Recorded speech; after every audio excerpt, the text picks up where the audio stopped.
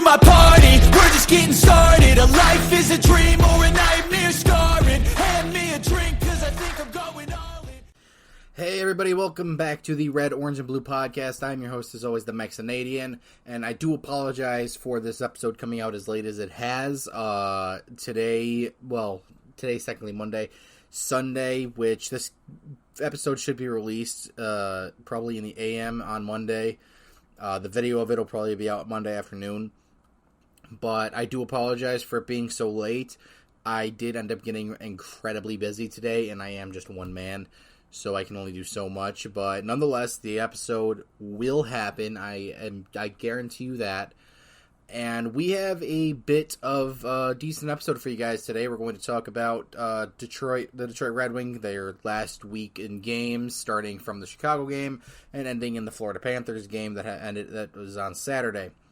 Then we're going to get into some other Detroit Red Wings and NHL topics, that being the playoff picture as it currently stands, where the Red Wings stand in that in the playoff picture. We also are going to go over if the Red Wings should look for another goaltender for the playoffs, potentially, and if the Western Conference is going to be holden to another Stanley Cup champion for the third year in a row, as well as three of the top teams in the league not looking like three of the top teams in the league. We're also going to get into our prospect report, which is going to be Red Savage from MSU. And then we got a little bit of Lions news for you guys, of course. We've got Amon-ra St. Brown in the news. And then the fan surveys that came out recently, we're going to go over that, as well as an award that Detroit won from the NFL scouts in general. So we're going to start here first with the Chicago game that took place on Sunday, last Sunday. Obviously, I did the episode before the game, so I had some stuff going on Sunday, but the Chicago game, it was absolutely electric. Detroit ended up winning that 3-2 in overtime, and realistically, it shouldn't have had to go to overtime because it is Chicago, and Detroit just came off of a game where they murdered St. Louis. 6-1? At least I'm pretty sure that was after the St. Louis game. So, in all seriousness, it probably shouldn't have gone there, but Detroit it's one thing that's kind of plagued them this season, in that they play down to their opponents. They play up to their opponents. Pretty much every top-tier opponent that they've played this season, they have played up to, if not better than that team, except for one of the games that we'll get into this week. But they definitely played down to Chicago, and it really showed. But Chicago had Detroit had a lot of things going against them. Obviously, this game was also Chris Chelios' jersey retirement, a bit of a class act, I guess. Small praise for Chicago, I guess, but bit of a class act doing it on the same day they play Detroit, because obviously Chris Chelios played for Chicago for 9 seasons, I believe, and then he moved to Detroit for 10. So I've seen this question asked. I do not believe Chris Chelios' jersey is going to get retired in Detroit. His story is a lot bigger in Chicago than it is Detroit. And yes, he won, 3 cups with Detroit? 4 cups? But at the end of the day, there's too much, as far as Red Wings whose jerseys deserve to be retired, he is incredibly far down on that list. You know, Fedorov's should get retired before him, Zetterberg, Datsuk, there's a few. Konstantinov you can make an argument for. Shanahan you can probably make an argument for before Chris Chelios. So it's he's pretty far down on that list, but it was cool to see it. He had some great stories that he told. It was an hour-long ceremony that I wasn't able to watch live because I watched the Bally Sports feed, and Bally Sports didn't show any of that. So, but it wasn't just Chris Chelios' jersey retirement. It was Kane's first time playing against Chicago. Because I don't believe he played against Chicago when he got traded to the Rangers last season. So going into this game, it was his first time playing against the team that he spent most of his career with, and not only that, as one of, if not Chicago's biggest historical rival, and it was an interesting dynamic because a lot of it was like the fans were cheering for Kane and booing Detroit, which, you know, it makes sense, and that's the way it should be, rivalries and stuff like that. But it was really weird to see that, like, they would cheer when Kane had the puck and stuff like that, but then right after they would go back to chanting Red Wings suck. So it was kind of funny to see that. They had an incredible video package that they showed on the Bally Sports stream. They played it during the first TV timeout they were supposed to go to, but instead of going to the TV timeout, they ended up showing the entire video package, and it was fantastic. Kane did 3 laps, and he did 2 on himself, but I believe it was DeBrincat and Larkin, who I think were actually tearing up during it. They convinced him to do another lap, so that was pretty cool to see. And when like I said, the team played down to them, but they still came out with the W. The first period, Detroit opened up the scoring very close to the end of the period. It was Sprong who made a falling goal. He scored his 16th of the season from Fisher and Fabry. It was beautiful. He did score with a sniping shot as he was falling. Then in the second period, Chicago took over. It was Mackenzie Entwistle with his 3rd and Nick Foligno with his 14th. Reimer was in net. It was the first goal. I can't blame on him too much. That was just a goal that was probably going to go in regardless of who was in net. But the second one, you can blame on him more because I don't know what Reimer's deal is. Like, I don't know if he's allergic to the crease or anything or something like that. But he has a habit of whenever the puck is shot, like to the right or the left of him, he has a habit of sliding out of the crease. Like, I don't know what the whole reason with that is, and that's the same thing he did here.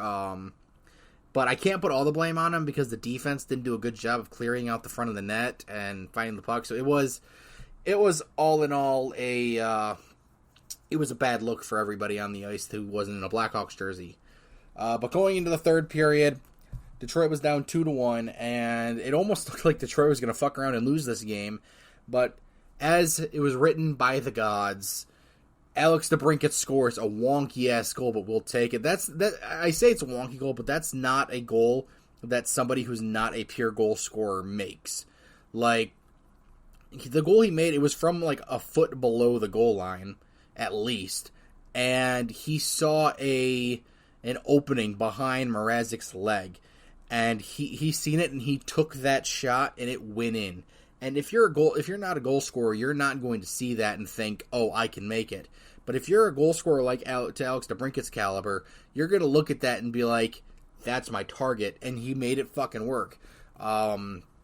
So, like I said, as it was written, that was assisted by Kane and goes to spare. And so we go into overtime. Overtime it was fun.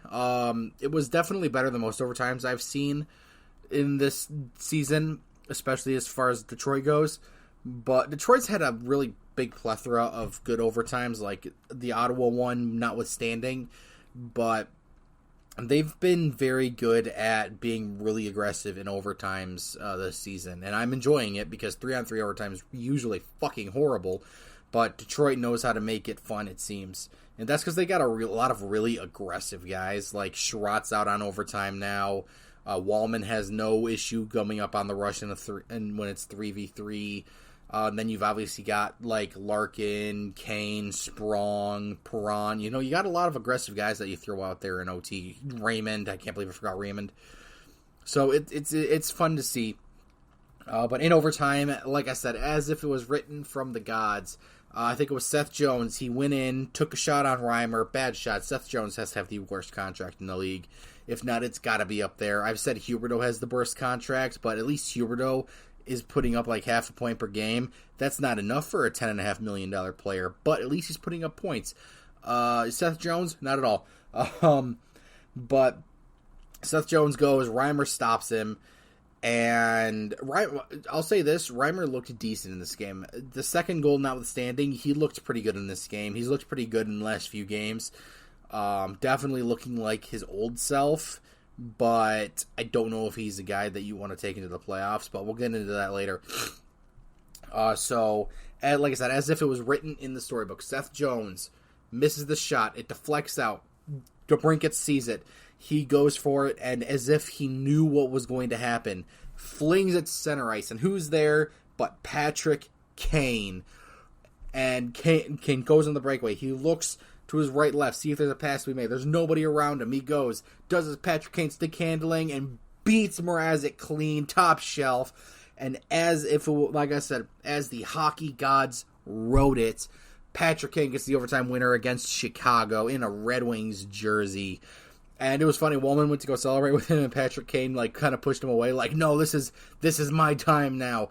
And he, put his hands up and yelled showtime and everything. And, Mo Seider's got to be Patrick Kane's biggest fan at this point, because every time there is something that Patrick Kane does, and it's like an overtime winner or something like that, Seider just kind of leaps onto him.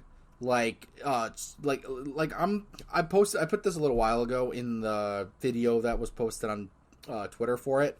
Shout out to Emma, or at Catboy Seider on Twitter.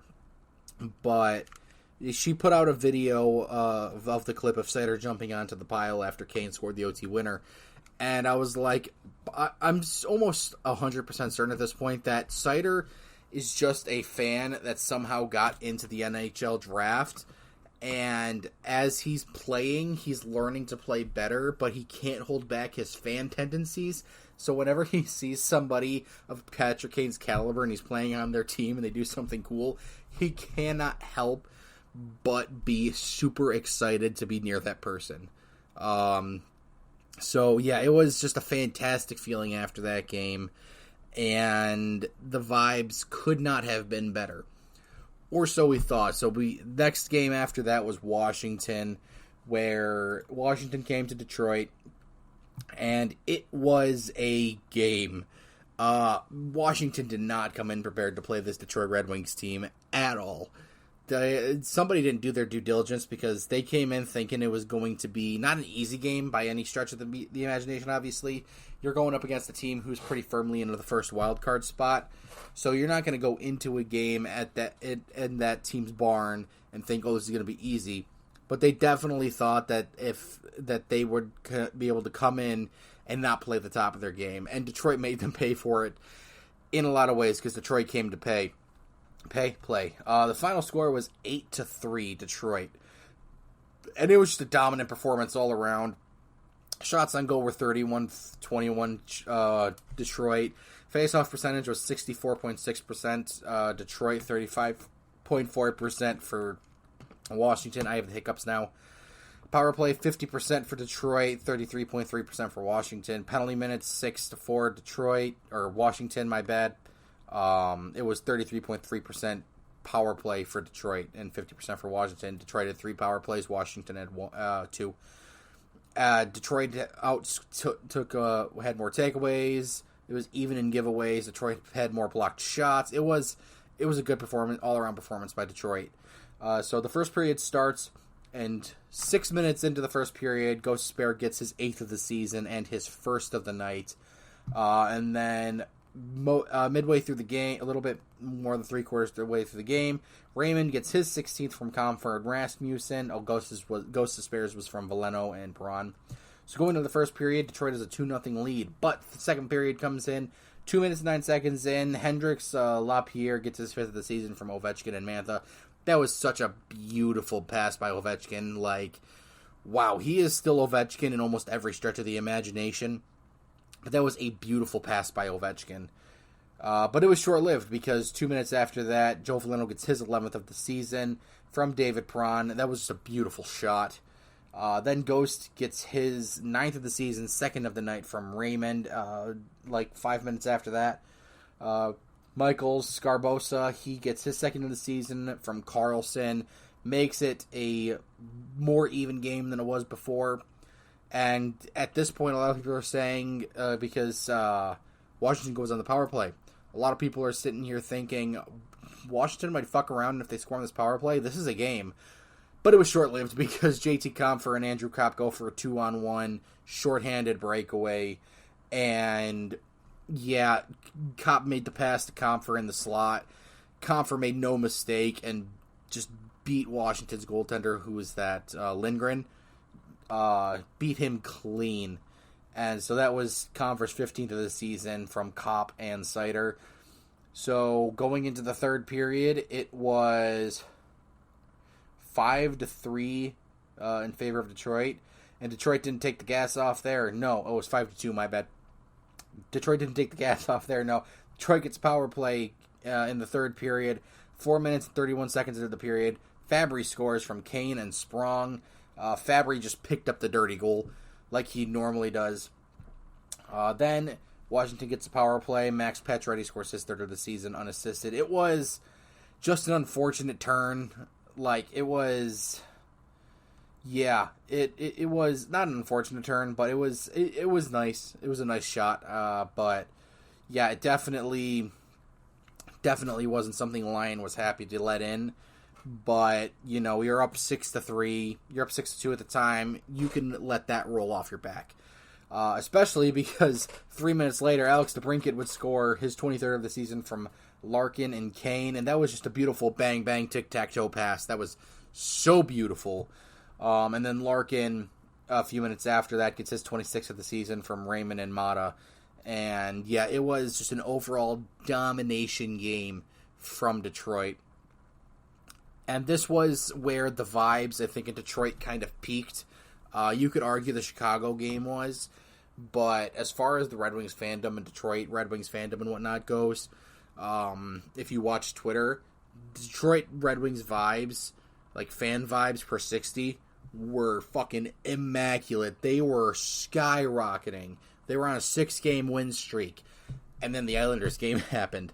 Yeah, it was pretty easy to tell that the Red Wings, this team was pretty, I don't want to say gassed, but they were pretty tired after coming off of with this 6-game win streak, because they've been more often than not pretty dominant and all around good playing wins.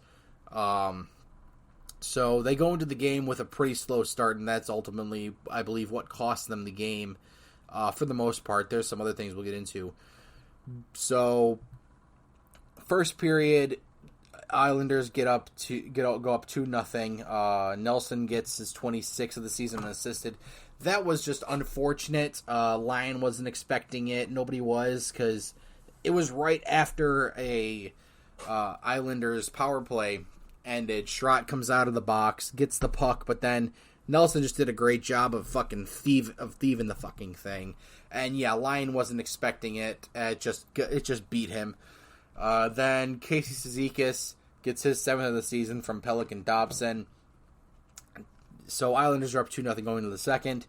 And then the second period, potential hero Olli Mata gets his 3rd of the season from Perron and Veleno. And that's not the only time we'll hear Olli Mata. But going into the third period, Patrick Kane gets his 13th of the season from Larkin and Petrie. And that was just, Kane made no mistake on that either. He got that from Larkin, and he went in, just beautiful slap shot. I think it was just like a slap shot one-timer, essentially. Almost, at least. So he ties it up, but then 5 more minutes into it. That was 10 seconds into the second period, by the way, so it was tied up. Then Brock Nelson gets his 27th of the season off of a power play 5 minutes into the period from Barzal and Palmieri. Islanders are back up 3-2. But then, offensive dynamo, Olli Mata, the number 2. He is on Detroit's current defensive depth chart, technically speaking. He is their number 5-6 defenseman. And he is a guy that people were talking about being in the rotation for defensemen, since we had too many. And so him coming in and having a performance like this was pretty nice to see. But it was short-lived, because Matthew Barzal would get his 18th of the season, making it 4-3 to the Islanders, and then Detroit would pull Lyon, and Pierre Engvall would make no mistake at the empty net with 30 seconds left in the game. Islanders won this 5-3, and yeah, I like I said at the beginning, probably the biggest part of this was that Detroit just decided not to show up and play. But there is something that I got to talk about, because it was pretty obvious, in that, like, I know I know that once we get into this point of the season, referees are going to start calling these games like playoff games. But this game and the game we're about to talk about was just an egregious, horribly mismanaged game. Like, for two different reasons. Like, this one against the Islanders, the refs just didn't call anything for Detroit. Like, yeah, you'll look at the power plays and be like, okay, the Islanders had 3 and they scored on one, Detroit had 2 and they didn't score on any.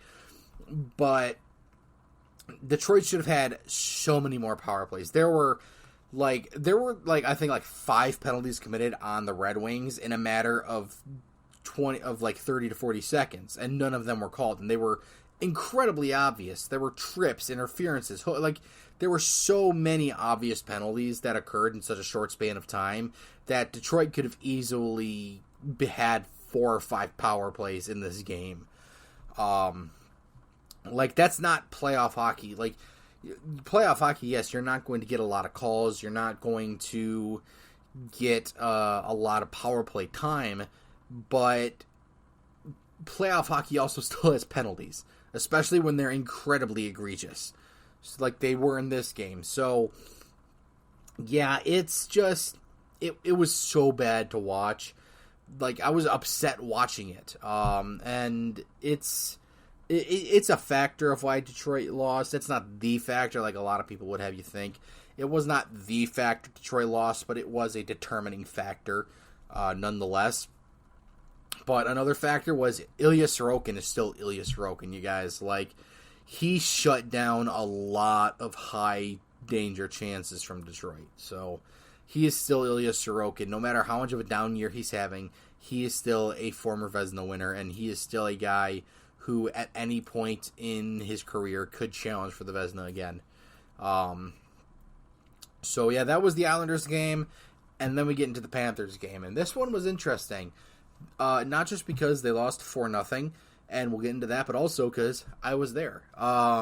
Yeah, me and my dad, we went there for Wingfield Podcast Night. He had no idea who the Wingfield Podcast was, but I did, and, you know, I'm not going to pass up an opportunity to get cheaper tickets and also watch a live episode of my favorite hockey podcast, or one of my favorites at least. So, yeah, I got us tickets from the Wingfield Podcast up in the gondola, and I will say the gondola is an incredibly unique vantage point. You know, you can if you look on my Twitter at @the_MaxCanadian, I posted a picture of where we were. And it's a unique vantage point to watch the game from, but it was really quiet. Like, you could, like, all the speakers, they pointed down, so it was just shooting all of the noise, all of the announcements down and whatnot, so it was hard to hear the refs.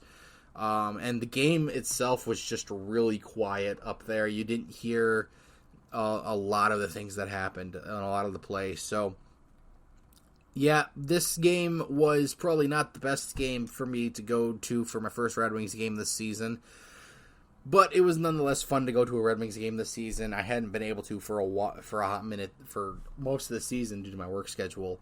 But this game was indicative of two things. One, Detroit played like they did against the Islanders. The difference is the Panthers made them pay for it significantly more. At least with the Islanders, they had fight.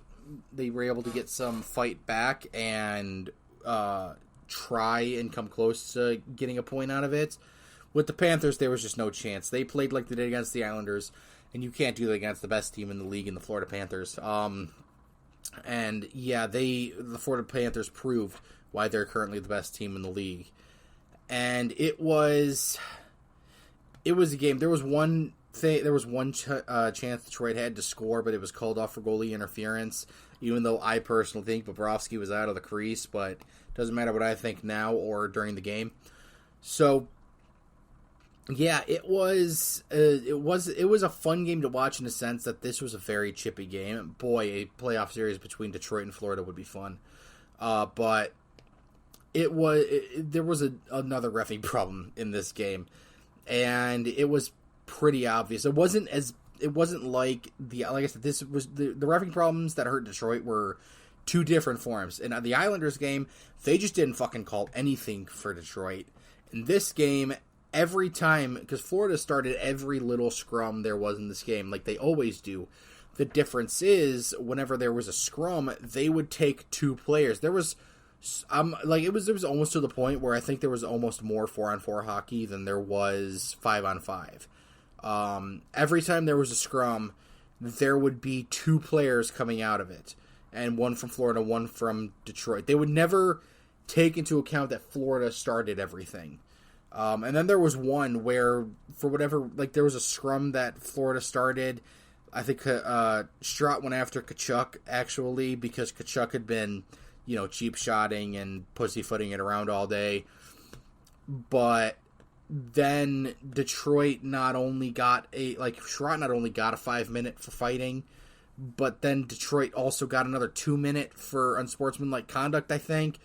And then not only that, Detroit got 3 10-minute misconducts in this game. Larkin got the first one. Wallman got the first one because I can't remember who it was, but he got slashed. Wallman got slashed and then interfered with and then responded to it, and he got the boot for it.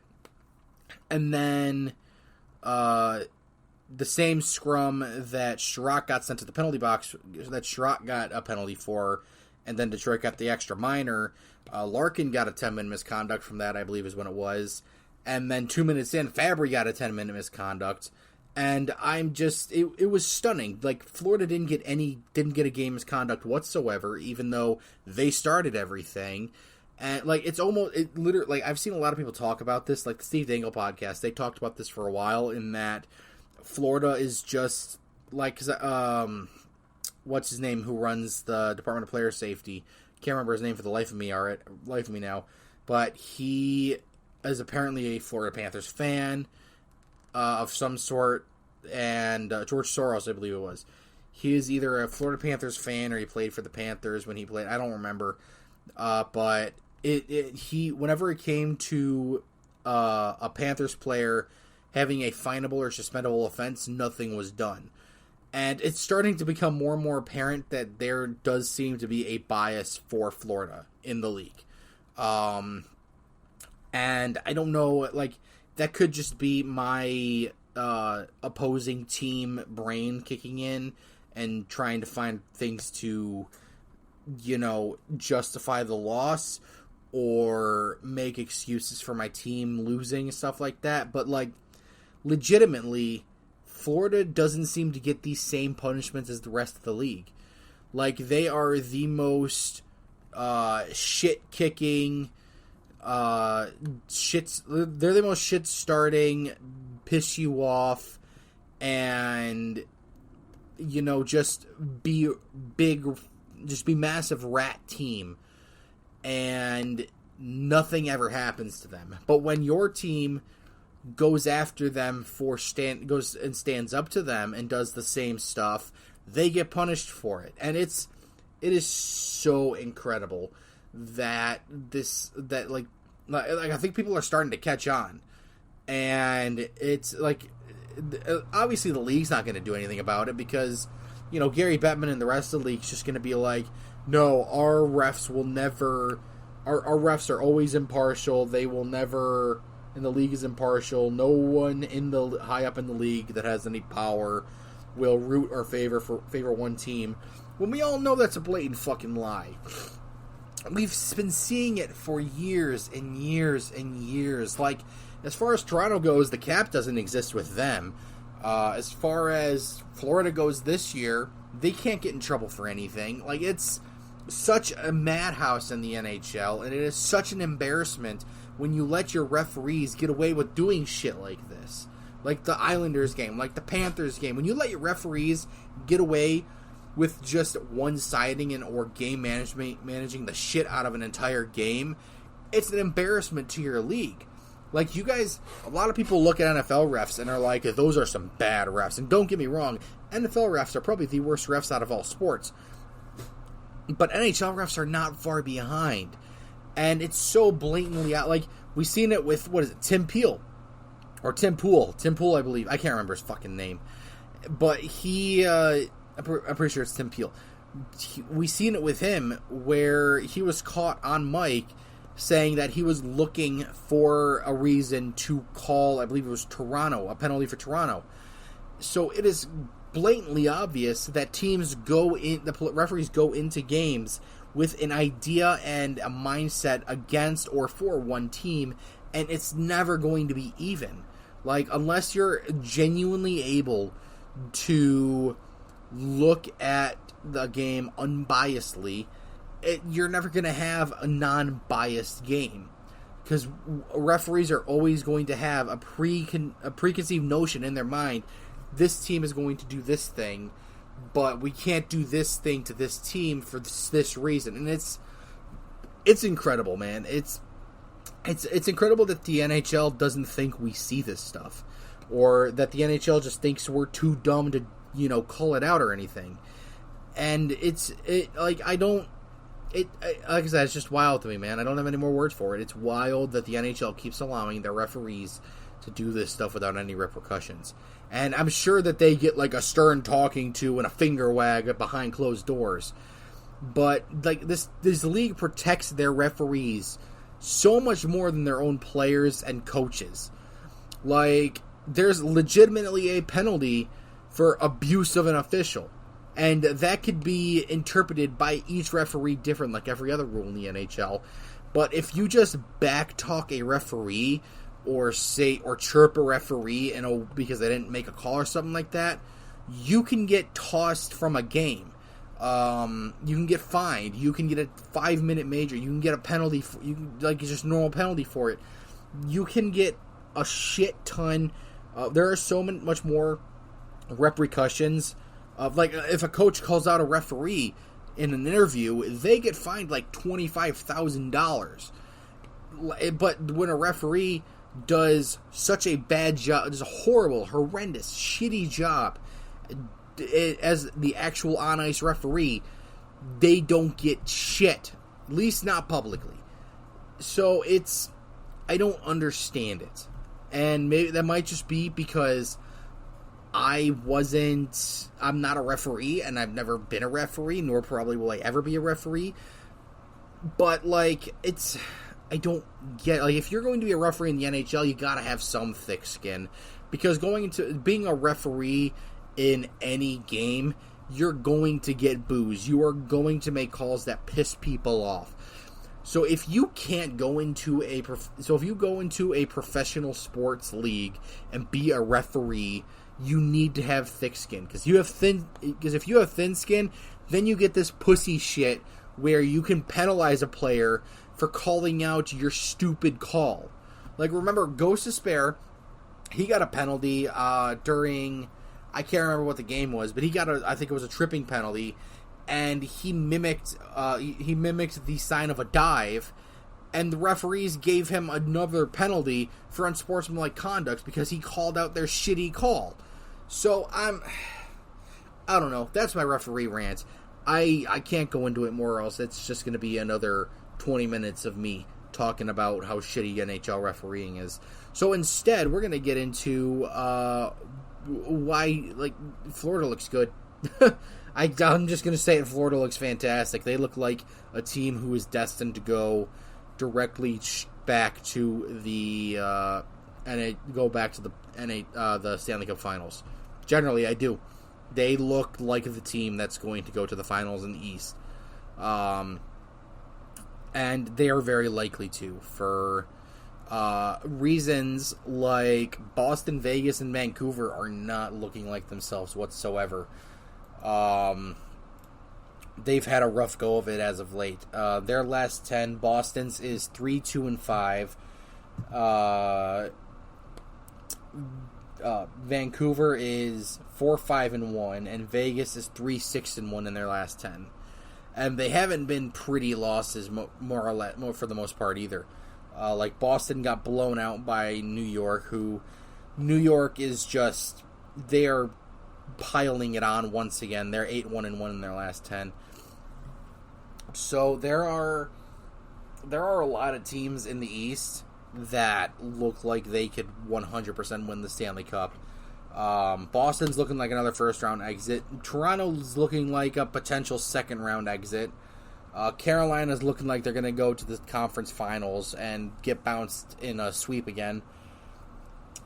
Who else? Tampa Bay, they're 5-4-1 in their last 10, so they're not looking like a Tampa Bay juggernaut.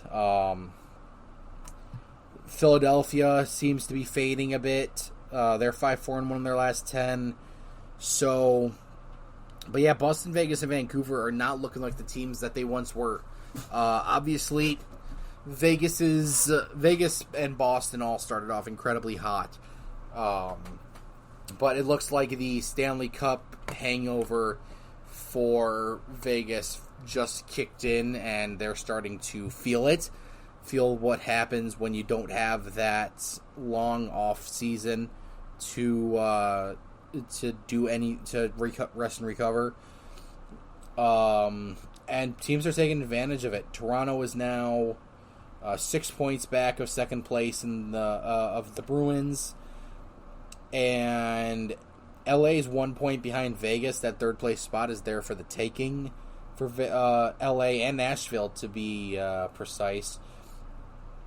Who else isn't performing like themselves? Vancouver, like I said, they're still almost 10 points ahead of Edmonton, but Edmonton's on a 4-game win streak. They're looking dangerous as well. They're looking like they could make it to the conference finals and even potentially make it to the Stanley Cup finals, because as far as the West goes, a lot of those teams, they're starting to quietly fade a bit into more of a normal record.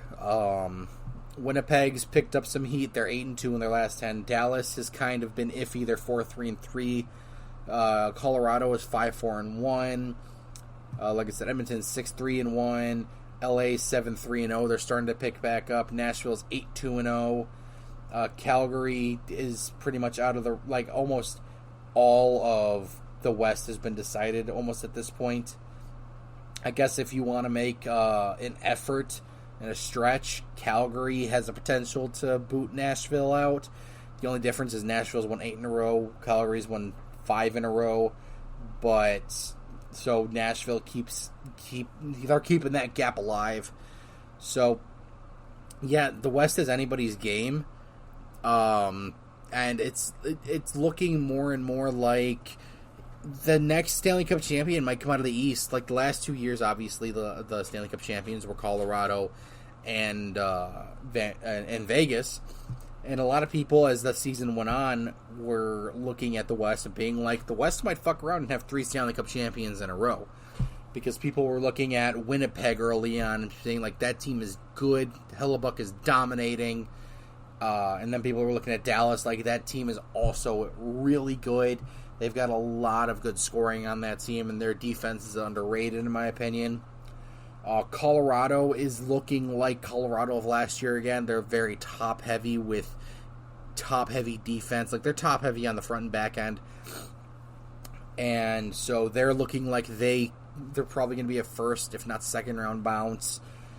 Edmonton is looking like a real threat.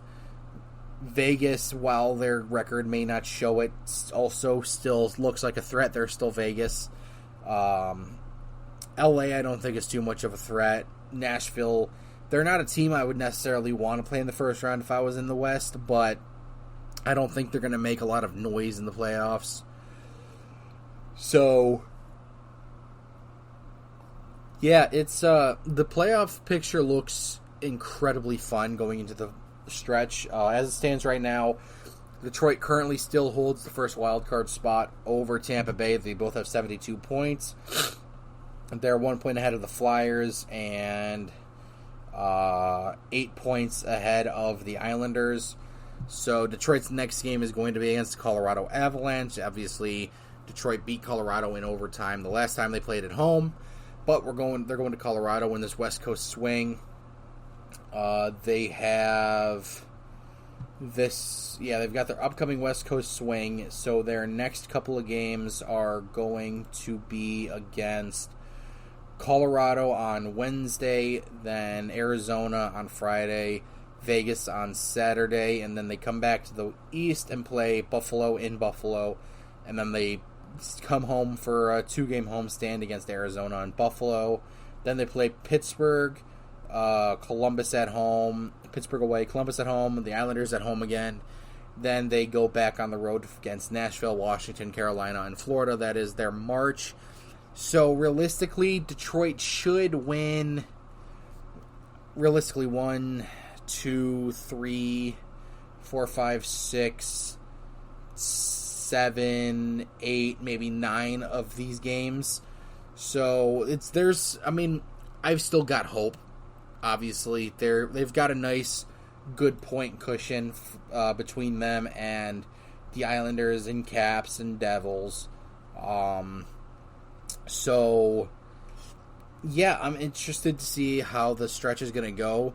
I was talking to my dad yesterday after the game, and they were like, he made a good point. It was around this time last year, a little bit earlier though, where Detroit had 2 poorly played games against Ottawa, but the game before that they played incredible but still lost. Obviously that didn't happen. They played incredible against Washington, blew them out, and then they played 2 meh to bad games.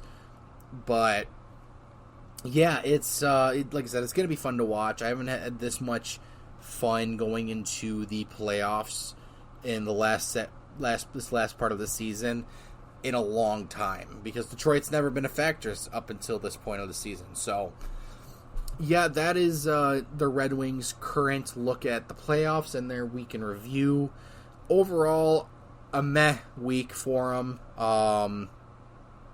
It's obviously going on a 2-game losing streak that at this point in the year is not ideal, but it is, it inevitably was going to happen. So, yeah. Next, we're going to get into a topic that was brought up at the Wingfield podcast event last night by Ken Daniels, actually, and he made a bit of a hot take, saying that Detroit might go after a goaltender such as Markstrom. And there was an audible gasp from the entire crowd, including the Wingfield podcast guys, in that a lot of people don't think that Detroit should be in on a goalie this year. And it's a bit of a mixed bag for me, because on one hand, well, yeah, Lyon's been playing out of his mind fantastic. But on the other hand, and, Reimer's been a suitable backup. But on the other hand, do you try to make a run to the playoffs, or is the goal just to get to the playoffs? And personally, I think the goal this year was to just make the playoffs and maybe make some noise. Fuck around and maybe make the second round. So I don't think Detroit will be in on Markstrom unless Yzerman, for whatever reason, truly believes that they can make some noise in the season. But the downside is Markstrom is going to come at a pretty decent-sized cost, and B, he's going to have to come with an extension. And you got to think that doing that, he's going to, just based off of salary alone, they're going to look at him and be like, okay, we want this guy in net most of the time. And so what does that do to Lyon? Personally, I don't think it affects Lyon nearly as much as people think it does. But at the same time, Lyon is the guy who recovered your season. Like, after Lyon came in the Sweden game and started winning the net more and more from Reimer and Husso, and, then obviously he and Husso got injured, and they had that abysmal December with Reimer being in net most of the time. Once Lyon came back, boom, things, like, it was switch flipped, and the Red Wings got better. They were more comfortable playing in front of Lyon because they knew that if they needed to get a save, Lyon was going to more than likely make that save. So they started playing more confidently in front of him, more sound defensively in front of him. And it was just an entirely flipped switch that was all centered around Alex Lyon taking the net. So I don't think you can do that to Alex Lyon. Like I said, I don't think it affects him too much, but he is definitely a guy that should have earned the trust and respect of team management. He's given them no reason not to. So that's my thoughts on it. I don't think they're in on a goalie this year, especially because me personally, I think the goal was just to make it to the playoffs, not go on a deep run. So having Reimer as your backup, potentially Husso, but we don't know if Husso's going to be back in for the season, because if it's the same timeline as it was his last injury, then there's a very good chance that he's not in for the rest of the season. So I don't think there's a big deal there. I don't think there's any reason to bring in another goaltender. I think you ride Lyon into the playoffs and switch him out with Reimer as need be.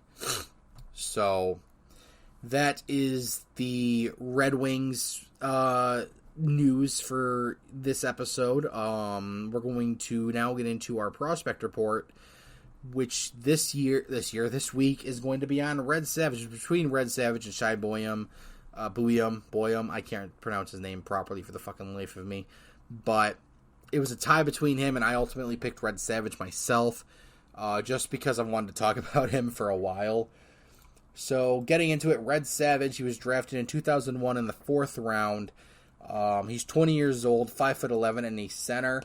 He has good hands, a really good, mechanically good wrist shot, and is known to be able to find open space in mid-range, like medium danger chances, and is known to seek out high danger seek and or hunt out, hunt out would probably be a better word, high danger chances. He is definitely a guy who likes to get in, get dirty, get the dirty goals, or get into the slot or the bumper or the side of the net and get those high danger chances and opportunities there. He's also known as a really good playmaker. He's he's incredible in transition. He's very deceptive. He's almost like Patrick Kane deceptive, in not like to that skill level, obviously, but he is almost a Patrick Kane light deceptive, in that nobody knows what he's going to do with the puck in transition. And by the time he makes it, it's too late. You've read him wrong. And he's made an incredible pass, or he's made a good play into the zone. So he's the guy I really want Detroit to sign and bring in after this year, with likely Trey Augustine, because they both play for Michigan State right now. He did play for Miami University in Ohio his last 2 years, where in 21-2022 he had 6 goals, 10 assists for 16 points. 22-23 he had 7 goals, 7 assists for 14 points in 32 games. This season he's really kind of popping off, though. 10 goals, 16 assists, 26 points in 34 games. And he is just a good player. He's a guy that I think could definitely be a potential top 6 guy, but at lowest, I think he'll be a middle 6 guy. And that's really good for a 4th round pick, obviously. So yeah, I've been really excited about this guy for a while. And even just his name, he's got to be a good player, right? So yeah, Red Savage, definitely a guy to keep your eye on in the off seasons for a potential contract with Detroit. And even if he does get this contract, he'll likely play another year in the NCAA before moving to the AHL and or the NHL. But yeah, he is looking good. Especially for a 4th rounder. He's, like I said, definitely something. He is someone that I hope the Red Wings get around to signing, because he could be really good for Detroit. He has no problem going behind the net, digging for pucks. Like, he is a gritty player who has really good offensive playmaking upsides. So that's really all I have on Redmond Savage. He hasn't been his recorded playing career is, pretty much that of most prospects, but the useful playing history, there isn't much. I only really go back until the farthest their U18 teams, where he played for the U.S. national entity P team, and in 46 games he had 18 assists, he had 18 goals, 24 assists for 42 points in 46 games. So he is good. That's all I can say is that he's good, and that's all I'm going to say is that he's good, because that's all I can say about him. So that is actually all the Red Wings news that we have for this episode, because now we're going to get into some Detroit Lions news. It's been a hot minute since we've had some actual legitimate news, but one of the biggest things that came out is that Amon-ra St. Brown is in contract talks with the Detroit Red Wings. Detroit Red Wings? Yeah, he's going to play hockey now. He is in talks with the Lions, and they're working on an extension. The rumor is that the extension is to be in the realm of $26 to $28 million per year, which is fair for Amon-ra St. Brown. He's your highest producing wide receiver. He's gotten you a lot of points, and he's definitely a guy that you want to keep on your team long term, so you throw the bag at him if need be. He was one of the biggest reasons that Detroit got as far as they did in the playoffs, and as far as Detroit did in the regular season too. So Amon-ra St. Brown looking like he's going to stay, and it's going to be within the realm of $26 to $28 million per year, which I think is fair. Next, the Lions have won the best draft award for the 2023 draft. This was voted on by the NFL scouts. And the 2023 draft, yeah, it was a big one for Detroit. If you guys don't remember, at 12th overall, they got Jahmyr Gibbs. He had 238 touches, 1,261 yards, and 11 touchdowns. Number 18th overall was Jack Campbell. He started off the season pretty rough, but he got into it later on in the season. He had 95 tackles and 2 sacks. 34th overall was Sam Laporta, who battled Gibbs all year for the All-Star Lions All-Star rookie. He had 86 catches, 889 yards, and 10 touchdowns. Brian Branch also had a decent season. He was drafted 45th overall, 74 tackles, 3 interceptions, and 1 sack. Hendon Hooker, the quarterback that they drafted, has not yet played. We're going to get into him more in another episode. He is looking, from all accounts, everyone's uncertain of where he's going to be in the next year or two, and whether or not he'll be a good replacement for Goff. After that, Broderick Martin was drafted 96th overall. He played 3 games and had 3 tackles. Colby Sorsdale, he was drafted 152nd overall. He had 3 starts. And Anthony Green had 1 catch, 2 yards. He was the 219th overall pick. So obviously, once you get into like the 90 pluses, those guys aren't going to be everyday starters. They're going to be guys that you bring in for injuries, essentially. So, yeah, that was nice to see, because a lot of people criticized a lot of Detroit's picks in the 2023 draft. People criticized the Gibbs pick. People definitely criticized the Campbell pick. I think even people criticized the Laporta pick.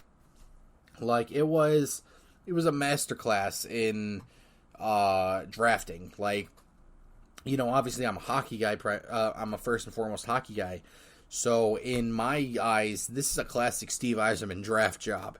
Brad Holmes definitely, what it looks like, Brad Holmes took inspiration from Steve Yzerman and went for not incredible reaches, but minor reaches. And guys who, a lot of people thought would go a bit later, but, he went for them then at the first chance he could, and they ended up working out. So that is definitely good to see.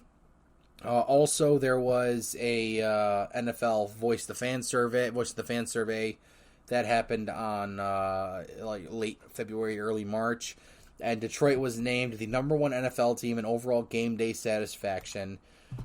They had an overall game day satisfaction score of 8.6, which is the second highest season average from any team in the Voice of Fans survey history. They were voted second overall in season ticket member satisfaction. They were first, so yeah, they came first in the league for game day satisfaction and crowd energy level, which is fantastic and not unexpected at all. And then top 5 in the league for audio prompts and music, sound system, game day staff, overall game entertainment, video board content, mobile ticketing, departure security, know before you go communication, and arrival. So obviously a lot of that stuff is more like technical and whatnot, but it is good to know that the Lions and Ford Field vibes are very high and will likely continue to be high for a very long time. And that vibe extends to the Red Wings, and it'll hopefully extend to the Tigers if they do good. And maybe some point down the line when I'm married with children who are 18 years old, the Pistons could have that vibe. So, Detroit sports are just in a really good place right now thanks to 2 teams. Hopefully 3 teams with the Tiger season starting up here. Hopefully they can do better than last season. The Lions really, they will really be helped by the fact that they are going to once again probably be in the weakest division out of the entire league. So hopefully they can pull something out there. But regardless, vibes are still pretty high in Detroit, and then in the Red Wings sphere, a lot of people were kind of freaking out about the Florida loss, but I'm not going to freak out about it too much. This team has proved that the Red Wings have proved that they can come back better and stronger. They've got 3 days to rest, or 3 days. Yeah, 3 days, because Sunday, Monday, Tuesday. Yeah, they've got 3 days to rest. Oh no, they got 4 days to rest. I can't do math right now. They've got time to rest, and normally they come out pretty hot when they're resting, and they're going to need to come out hot against Colorado, and then they're going to have to try to keep that energy up against Arizona and Vegas. So, yeah, that's it for me today, you guys. I hope you guys did enjoy this episode of the Red, Orange, and Blue podcast. You can follow the podcast at RORB Pod. And then you can follow me at _MexCanadian. That is my account for where you can see the dumb shit I tweet on a daily basis. And the podcast Twitter is just for updates on the podcast, as well as polls for our prospect profile and some other things. So thank you once again. Thank you guys so much for listening to the Red, Orange, and Blue podcast. I am your host, as always, the MexCanadian, and I will talk to you guys later. Adios. Welcome to my party, we're just getting started. A life is a dream or a nightmare scarring. Hand me a drink cause I think I'm going all in. Get me a